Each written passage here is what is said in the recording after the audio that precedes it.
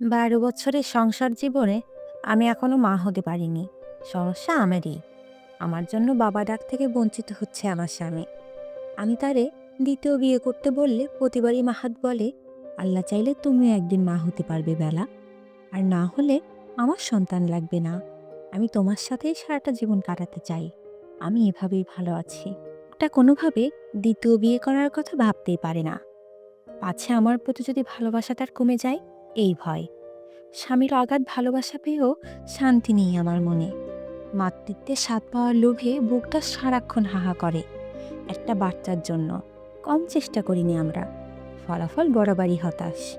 সকাল সকাল আজ রাস্তা দিয়ে যাচ্ছিলাম আমরা। হঠাৎ আমার চোখ আটকে গেল এক টুকরো চাঁদের উপর। হসপিটালের পাশে ডাস্টবিনে সদ্য জন্মানো ফুটফুটে একটা চাক পড়ে আছে। বাচ্চাটার চিৎকার করা কান্না ভেসে আসছে থেমে থেমে। কেউ এগোচ্ছে না সেদিকে। নিজের খেয়ে ফাও ঝামেলায় কি জড়ায়। এই বাচ্চা কার আশেপাশের কেউ জানে না।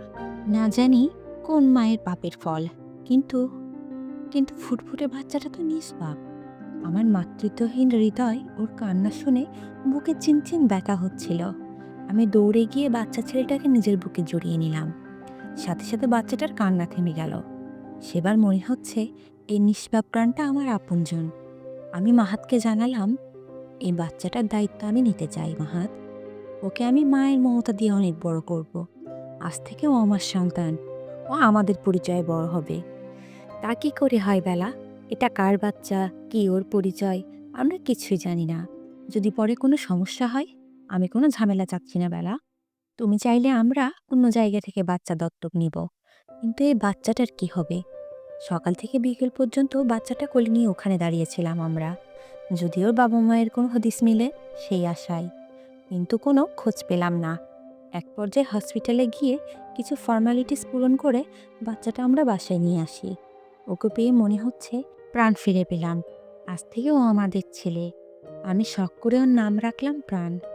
বাচ্চার কথা ভেবে আমরা দুজন গ্রাম ছেড়ে শহরে আসলাম। আমি চাই না আমার ছেলে তার পূর্ণ পরিচয় জানুক। ওর একটাই পরিচয় হবে, আমাদের সন্তান। আমি আর ওর বাবা দুজন মিলে ভীষণ যত্নে বড় করেছি প্রাণকে। আমাদের প্রাণ এখন হাসছে, গুটি গুটি পায়ে হাঁটছে। আধো আধো কণ্ঠে আমায় মা বলে ডাকে। ওর মুখে মা ডাক শুনে আমার প্রাণ জুড়িয়ে যায়। ও আমার গর্ভের সন্তান না হলেও আমার আত্মার সন্তান হয়ে থাকবে। ধীরে ধীরে আমাদের রাজপুত্র বড় হলো। তার কোনো শখ আহ্লাদের খামতি রাখছে না তার বাবা।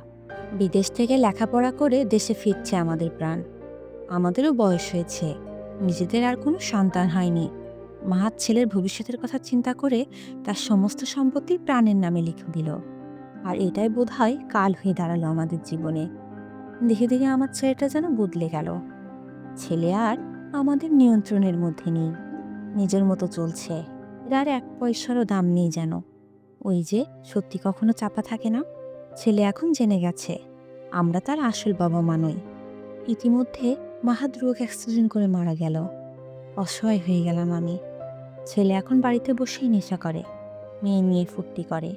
চোখের সামনে নিজের স্বামীর কষ্টে গড়া বাড়িতে এ কোন পাপে ভর্তি হয়ে গেল। আর সহ্য করতে না পেরে আজ ছেলেকে বললাম, তুমি আমাদের বাড়ি থেকে বের হয়ে যাও প্রাণ। তোমার মতো ছেলের আমার দরকার নেই। চুপ বুড়ি, একদম চুপ। এই বাড়ির মালিক এখন আমি। এটা আমার বাড়ি। বেশি কথা বললে একদম বাড়ি থেকে ঘাড় ধাক্কা দিয়ে বের করে দিব তোকে। প্রাণ, আমি তোমার মা। এ কেমন শিক্ষা তোমার? এ কেমন ব্যবহার? আমি তোমাকে এই শিক্ষা দিয়েছিলাম প্রাণ? তুমি ছেলে হয়ে এভাবে মাকে অসম্মান করছো? আহ, তুই আমার মা না বুড়ি। আমি এটা জানবো না ভেবেছ? আমি জেনে গেছি তোরা আমার কেউ না। এরপর থেকে আমার কাছে বাধা দিলে একদম তোকেও তোর স্বামীর মতো উপরে পাঠিয়ে দিব। বলতে বলতে আমাকে ধাক্কা দিয়ে ফেলে দিল ছেলেটা। আমার মাথা ঘুরছে, নিস্তেজ হয়ে আসছে শরীর। আমার স্বামীকে তাহলে ও মেরেছে? এ কোন ছেলেকে বড় করেছি আমরা? এ কাকে দেখছি আমি? ওর জন্য কি করিনি আমরা? শেষে কিনা দুধ দিয়ে কালসাপ পুষেছি। আজ কত সহজে ছেলেটা বলে দিল তোরা আমার কেউ না।